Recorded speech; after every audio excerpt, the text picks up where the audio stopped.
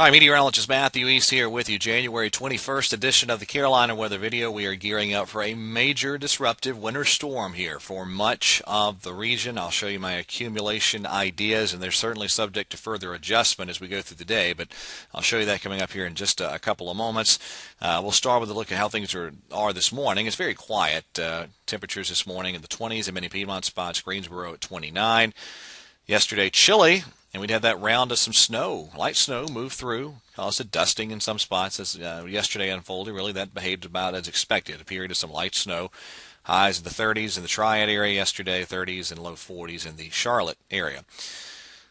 Currently, it's cold, and we're going to see this cold, dry air continue to settle on into the region as we go through the day. There's the beginnings of our storm system. Some snow in Missouri, snow and ice in Arkansas, and even severe weather. A couple of severe thunderstorm warnings in Texas and Louisiana with this developing area of low pressure.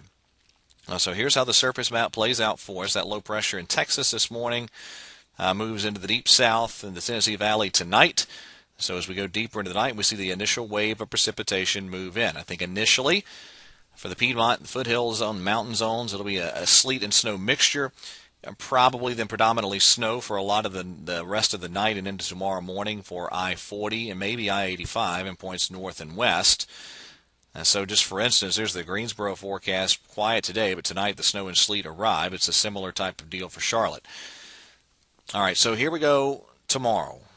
The low pressure will move up toward the Tennessee Valley, and then it transfers to the coast, and then we'll lift up the coast from there. Now, in this type of setup, you have a continuous northeasterly fetch draining down from that area of high pressure. And so a lot of folks, especially I-85 and north and west, remain below freezing throughout the event, I believe. But there's some question marks there, and I'll show you that in just a second. There's your highs tomorrow, in the core of that winter storm. A lot of us freezing or below. Notice Raleigh and Fayetteville, though, touching above freezing. And then in the back end of the system, you have some snow showers at least, snow showers coming up for later tomorrow night, Friday night, and into a good chunk of Saturday. All right, here's the North American model, the NAM computer model solution. There's your initial shot of sleet and snow. And then as warmer temperatures aloft move in, that's when you probably see a period in parts of the Piedmont where it's a sleet or freezing rain mixture. How long that period of sleet and freezing rain lasts is still debatable, depending on which computer model you believe, and then as colder temperatures aloft crash back in, you kick back over to snow.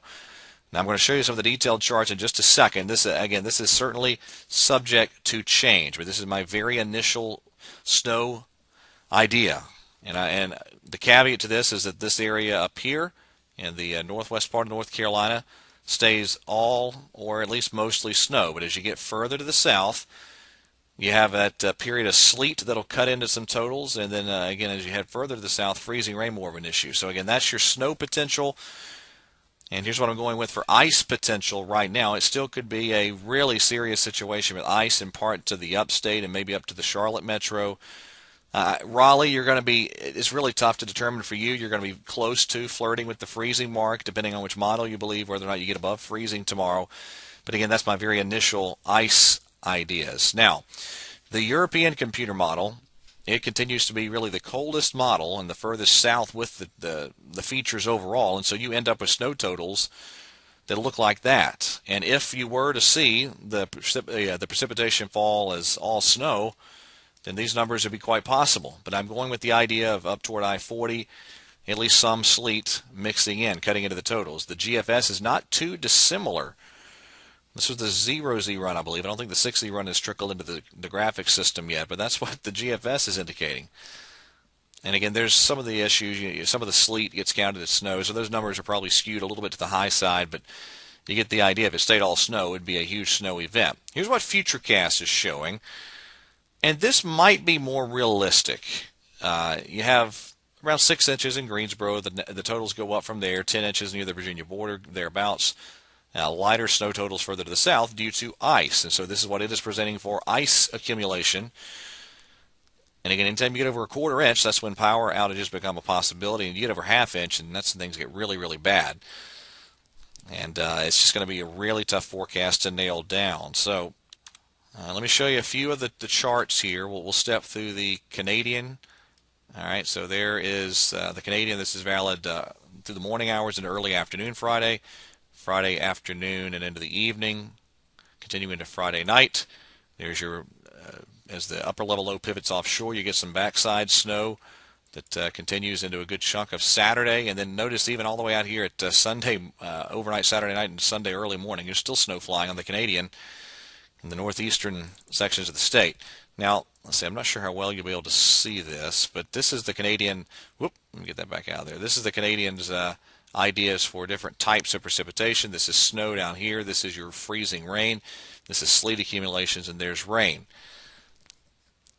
So your snow accumulation map on the Canadian winds up looking like that due to the sleet and freezing rain involved. In fact, you only have 3 and 4 inches being indicated in the I-40 corridor in the Triad area due to the mixture of snow and sleet mixing in. All right, so let me go through the 0-0 out of the GFS. I have not put the 6Z data in here yet, but there's the this evening into tonight. The precipitation moves in. This is sleet. This is freezing rain. This is snow. You go out further. This is overnight tomorrow night as the low pulls away, and then you get that backside snow for a period of time. And so on the GFS model, there's its total snowfall. I'll zoom in here right there, and that's what it is indicating for total snow. If we stayed mostly snow, that's what the totals would look like. And so this is all I can really do right now is lay out potential. We're going to have to see how in reality the upper level temperatures respond, and where you get sleet and freezing rain instead of snow, that's going to make a huge difference with totals. But that's kind of my initial idea right now. Again, the bottom line is this is a major disruptive winter storm. If you drew a line from, say, Raleigh to Wadesboro, Greenville, Spartanburg, points north and west, it's going to be a big deal, I'm afraid. And we'll just have to continue to work on the precipitation types and amounts. All right, that's it for today. Everybody make your preparations today for this incoming winter storm. Have a great day, and God bless.